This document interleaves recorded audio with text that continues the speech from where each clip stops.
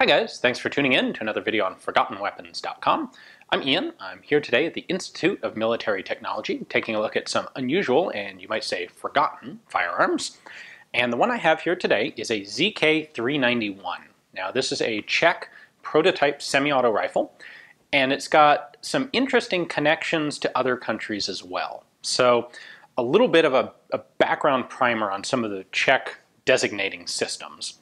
The second letter, the K in this case, ZK, is the initial of the weapon's designer. So in this case, it is Koucký, specifically Josef Koucký. Interesting point of order, his brother František Koucký was also a skilled arms designer and would go on to be the guy responsible for designing the CZ75 pistol. Anyway, you may have seen some other Czech rifles we've covered, like the ZH-29, the ZH-37. In that case, the H stands for Holek, one of the other notable Czech arms designers. Now, the numbers, in this case 391, that is 1939, rifle number 1. There's also a 392. So when you see them with two digits, like a ZH-29, that was Holek's 1929 rifle. 391 here means this is Koucký's first 1939 rifle. So, makes a little bit of sense of some of those designators. At any rate, this was developed in Brno, and the Czechs in general, and Holek and the Koucký brothers in particular, or the Holek brothers and the Koucký brothers, had been designing a whole bunch of rifles. They had a whole long series of developmental trials. And this one actually, the 391, the K391, had a lot of potential to it. It passed trials pretty well, and then the Germans occupied. Actually, the Germans occupied Czechoslovakia in 1938. And development actually continued under German occupation. And there was a report sent back at one point, relatively early on, from the factory that, hey, you know, the German army is looking for a self-loading rifle, and one of the occupying Germans happened to notice that, you know, this Brno factory has some self-loading rifles that are pretty far along. So this actually attracted German attention. Now, Germany never put this into production. They had their own domestic self-loading rifles, but they thought this might be something for Italy, and Italy was definitely interested in it. So this particular rifle is actually one that was sent to Italy for trials, and part of the reason we know that is that the safety markings are in Italian. Now, my understanding is there was a plan in 43, these were tested by the Italians in 43, and there was a plan between then and sometime in 1944 to potentially put these into production at Cremona, the Armagera factory. Now, exactly what the timeline is a little bit hazy, but Armagera in Cremona is the factory that was initially going to be producing model 1939 Armagera self-loading rifles for the Italians. And that contract was canceled. The factory ended up producing a bunch of bolt-action Carcanos, but it seems likely that maybe they canceled the Italian self-loading rifle, and while looking for something else to do with this factory that had been capitalized, started looking, well, maybe this Czech rifle would be an appropriate thing to produce. And so they tried it out, and then this is all hypothesis here on my part, but I suspect at that point someone decided that all of this self-loading rifle stuff was a little too hypothetical and too expensive, and we need rifles now, and we know the Carcanos work, and so that factory should just be building Carcanos, and that's what they ended up doing. I'm speculating here. What we do know is this is absolutely an Italian trials ZK-391. It actually has a lot of similarities with the M1 Garand when we take it apart. It's a two-lug rotating bolt, long stroke gas piston, but it's got some really neat features to it. So let's dive right in, pull it apart, and look at the internals. All right, we'll start with a couple markings. Here it is the actual designation ZK-391. Serial number is number 117. That doesn't mean they made 117 of these. It means this was the 117th rifle of a production series, which probably involved a bunch of other different models of prototype self-loader. Back here, on top of the receiver cover, we have our safety, which is fire in the front, safe in the back, but you can see that the markings are in Italian, indicative of it being an Italian trials rifle. However, we know it wasn't made in Italy because we also have this marking on the left side of the receiver, Waffenwerke Brunn, which is the German language version of Brno, which is where this was manufactured. Now, there are a couple interesting controls involved with this rifle. So we have our bolt handle here on the left, and we have a rotating bolt. Now, I've locked the bolt open, which it does on an empty magazine. Once it's locked open, I would then use a stripper clip to reload the magazine, which is going to push the follower down. Once the follower's down, the bolt still stays locked until, in the tradition that the Czechs really enjoyed, when you pull the trigger, the bolt closes. So first trigger pull closes the bolt, second trigger pull fires. This is the same as a bunch of the other Czech rifles, like primarily the ZH-29. Now there's an interesting feature on this particular one, in that if you have a light strike or a cartridge that doesn't want to go off, you can actually recock the hammer without touching the bolt, and you do that by pulling the trigger group down. So I've recocked the hammer, can fire a second time, and if I want to recock it again, I just do that, like so. This is not a detachable magazine. This is the base plate for a fixed mag. However, this button does allow us to remove the follower and the magazine base. So we'll leave that out for the time being. Now here's a neat element. There is a muzzle brake on the front. Not a particularly fancy muzzle brake, just a series of slits on the side. However, it is actually a clamp-on muzzle brake, like the finest ever Tapco muzzle brake. We have a spring-loaded little piston here.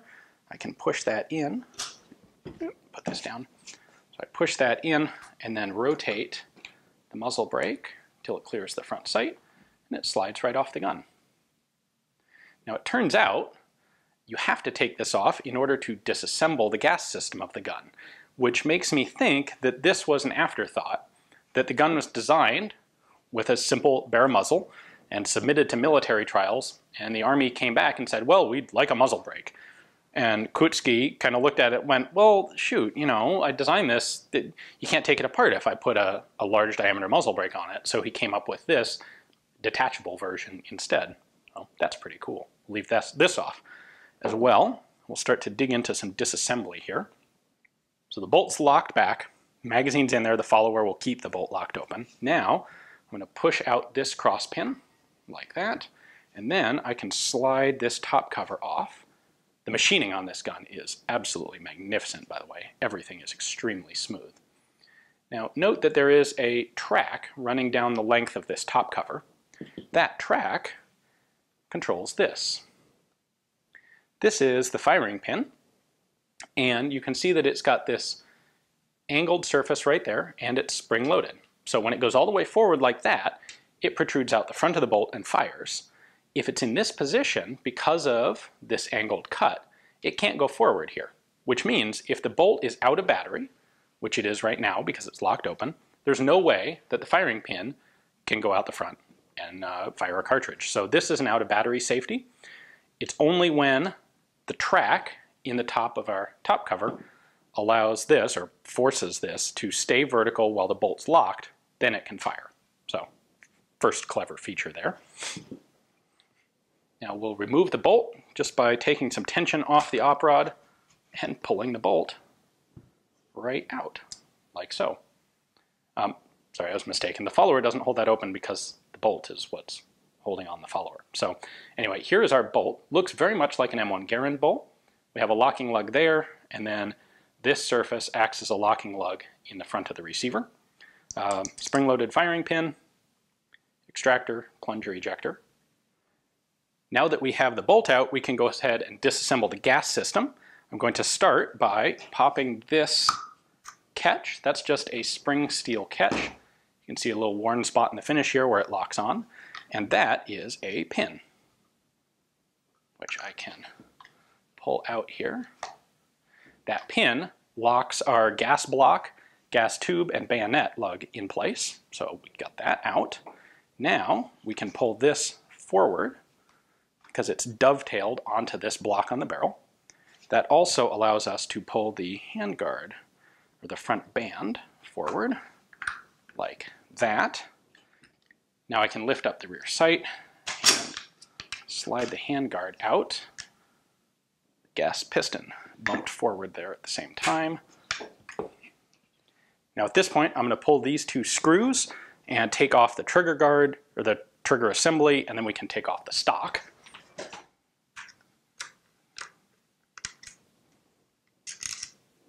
Got a long screw in the back and a short one in the front. And then this just lifts out nicely. You can see here, that's the plunger that allows you to recock the hammer. We'll get to that later. You can lift the stock off. Now with the gas system, I think I took this apart in the wrong order actually. The gas system has halfway disassembled itself. The gas piston has come off here. So I can pull the spring guide, pull the main spring out, and then I can pull the gas piston out now. And then the way this is actually supposed to come off is that you have a barrel band and a gas block and gas tube and bayonet lug all connected to the barrel. And what you're supposed to do is pull these forward like this, and then this whole assembly rotates, and once it's 90 degrees up, then I can pull the gas tube and gas block off, and then the band rotates around and can clear the front sight and come off.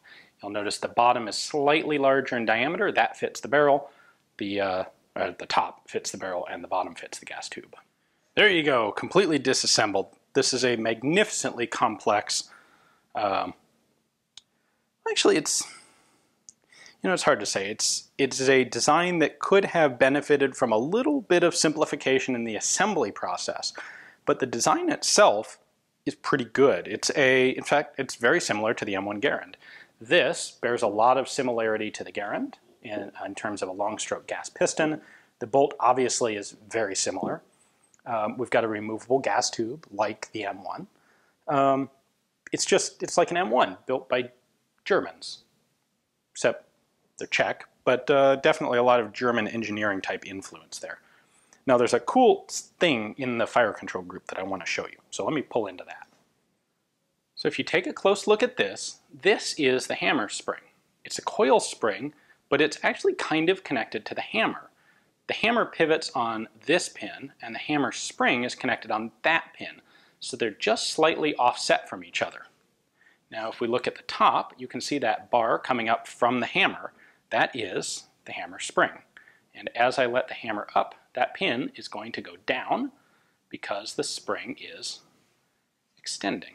So now our hammer spring is located right up in there, and it's extended.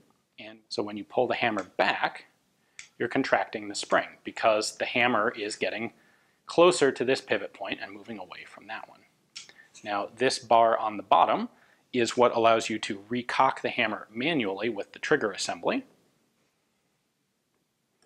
That's this bar on the trigger.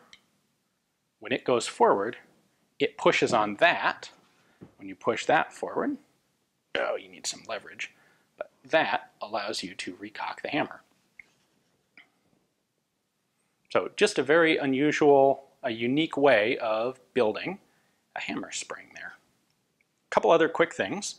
Every time you pull the trigger, this block in the back, the very back of the receiver, drops, and that is the bolt release. So that thing has nothing to do with the hammer.